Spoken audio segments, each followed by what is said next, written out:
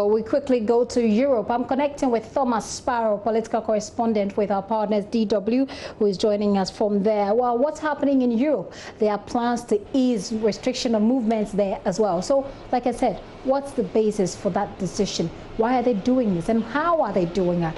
Thomas joins me. Thomas, let's begin with the why. Here in Ghana yesterday, the president addressed the nation. He listed a number of things as the reason why he's decided to lift the lockdown completely. It includes the fact that we're testing more, and so we have this enhanced testing protocols that's helping us to know where the people are, how many cases there are. He talks about how we've expanded isolation centers and created more treatment centers, etc. He puts this together and say we have chalked modest successes, for which reason he's lifting the lockdown.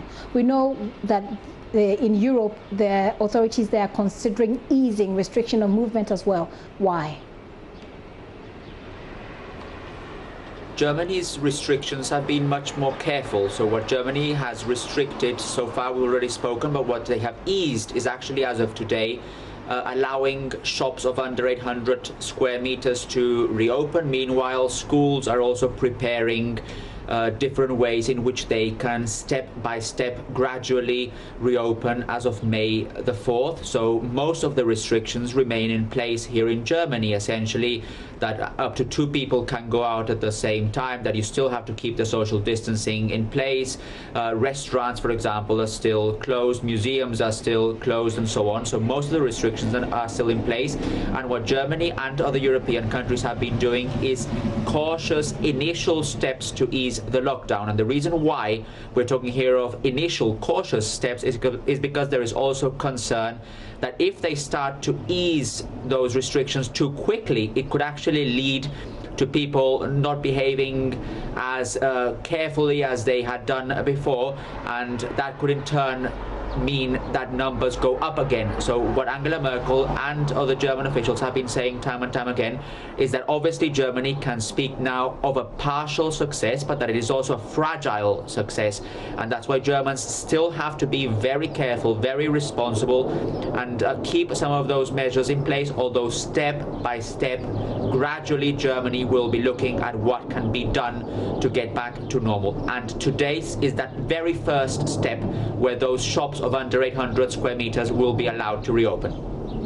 So it looks pretty interesting. The German authorities are describing it as a fragile success, which means anything can happen at all. The president here in Ghana describes ours as a modest success. There have been mixed reactions. A lot of people think, well, as many people, I haven't done a scientific test, so I won't be able to say a lot of people, but there are a good number of people who are saying that this is not right at this time. We shouldn't have had the restrictions eased. There are people who think that this is the best because we can also look on as the economy collapses and people are not even, adhering to some of these lockdown restrictions effectively anyway.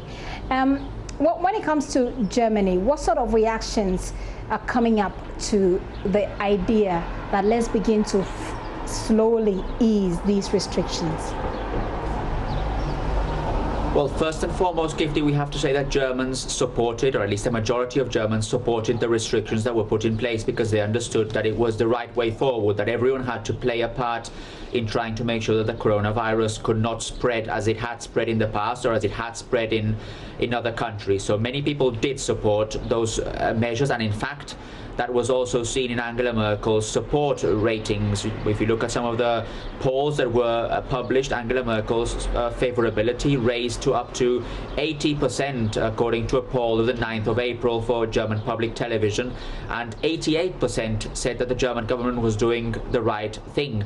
Obviously, when we talk about easing restrictions, that is a very difficult matter because you have to balance, on the one hand, that desire to get back to normal life and that desire to also make sure sure that the economy is not as badly affected, and on the other hand you have to make sure that public health is still guaranteed as much as possible and that you can protect as many people as possible. And that's why the German government decided to have this very cautious approach at the beginning, to say we will start step by step. We see that there is a partial fragile success, and as such something has to be done, but they will be reviewing this success in a matter of 2 weeks, trying to see if these initial measures are actually causing the effect that the German government wants to have, namely that numbers are kept down, that the infection rate is kept down, that death numbers are still kept down, and that people are step by step making sure that they still obviously keep those restrictions, but at the same time get also step by step back to normal. So it's that dilemma, that line that you have to keep between that desire to get back to normal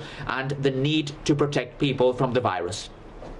Interesting how you put it, that it's actually been improving Angela Merkel's ratings. I mean, before this, we know that they've had some serious political issues to deal with over there, which has also affected her ratings. So it's interesting. It'll be interesting to find out how this tells on our own president's rating here.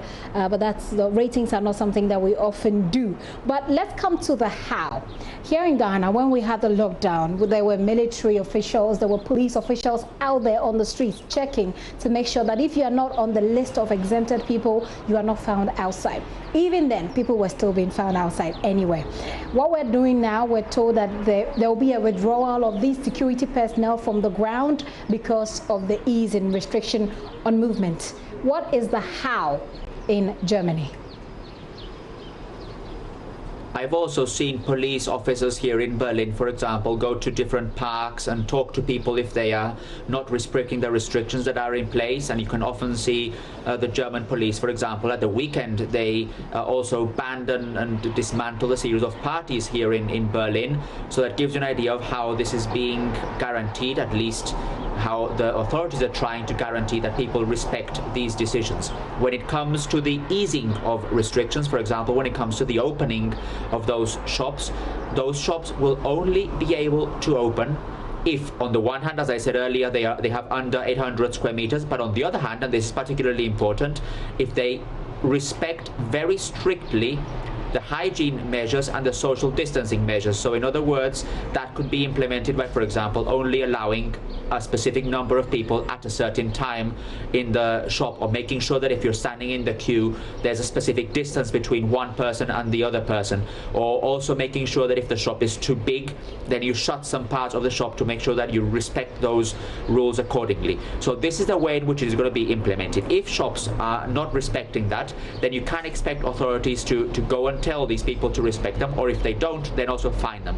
This is the way in which the how is happening here in Germany, but it's also important, Gifty, to mention that this is being also presented as something that is not only up to the authorities to enforce, that it's up to people also to understand that this is their responsibility as well to make sure that the spread of the coronavirus can be limited. And that's why authorities have been saying time and time again, yes, obviously we can make decisions, but at the same time it's up to the people to make sure that they respect these social distancing measures, that they do not go to the park if it's unnecessary, or at least with too many people, that they, if possible, stay at home, that if they do not need to go to work, they don't do so unnecessarily. So these kinds of things. So on the one hand, you do have the police, on the one hand, you do have the authorities, but on the other hand, it's also up to the people to make sure that they understand that this is their responsibility as well. Interesting how people exercise that responsibility. We haven't seen, we haven't seen a clean adherence to some of these rules here in Ghana. I don't know how it is now in Germany. But finally, Thomas, you say that the ease in the restriction of movement is for 2 weeks. Did I get you right on that? Basically what they're doing, what the German government is doing, is reviewing the restrictions on a 2-week basis. Okay. So first they implemented the lockdown for a few weeks, and the deadline was today, and then today for the next 2 weeks we have the next step, which is until the 3rd of May. And for example, as of the 4th of May, you will have the next step in those easing of restrictions, and that's when schools, for example, will be able to gradually reopen. The reason behind these two steps is, on the one hand, these 2 weeks is on the one hand to allow different institutions to prepare for the eventuality, prepare for reopening. So schools, for example, cannot simply open from one day to the next. They need to prepare also so that they make sure that the social distancing rules are kept in place, that kids are protected, that you have the hygiene measures in place. So this gives, on the one hand, these institutions the possibility to prepare, and on the other hand, it gives authorities a chance to see if the measures that are being taken are actually being effected. So in 2 weeks, the German government will look and see, well, was the opening of the shops actually a positive measure, something that led to those numbers remaining low or even going lower, or on the other hand, did those restrictions and the easing of them lead to the numbers going higher again? So that's the reason, those are the two reasons why we're talking here about a 2-week process at a time. So in 2 weeks, the German government will sit down again and will reveal if they go to the next step of easing restrictions, or if, on the other hand, they think that the things have gone the wrong way, and then they have to even make those restrictions even stricter. All right, we'll see how that goes. We're with you every week, of course, so we'll get to know whether or not it worked. Well, here in Ghana, we've not been given any timelines. We're just told that the lockdown has been lifted. People are free to go out there, but we're really encouraging people not to go out if it is unnecessary. Thomas, thank you so much for that update from Germany. Thomas Sparrow is political correspondent with our partners, DW. He joins us all the way from home in Germany, where he's working. And so, you know, how our situation compares with that of Europe. They're looking at a gradual reopening of the economy, gradual reopening of schools, for example, but they have given themselves at least 2 weeks to see how the easing of restriction tells on the number of cases that they have there. Here in Ghana, we have 1,042. If what Germany is doing is anything to go by, let's take a look and see, for example, in the next 2 weeks, whether or not the numbers decrease, increases, at what rate, at what speed, you know. So we'll be taking a look at that. But go on Twitter and be a part of our ongoing poll. Let's see what you think of easing on the restrictions right now. We'll take a look also at the United States of America. There has been a banter for some time now between President Donald Trump and some of the governors about opening up, not to open up or not to open up, looking at the implications for the economy. New York Governor Andrew Cuomo says hospitalization numbers for the coronavirus patients have been down for several days. He's arguing that the state might have passed its COVID-19 peak. He added that the data suggests a low number of net change in hospitalizations and emergency room admissions for the past several days, and that New York has been hovering around 18,000 hospitalization. It is now at 16,000, so obviously a significant reduction there.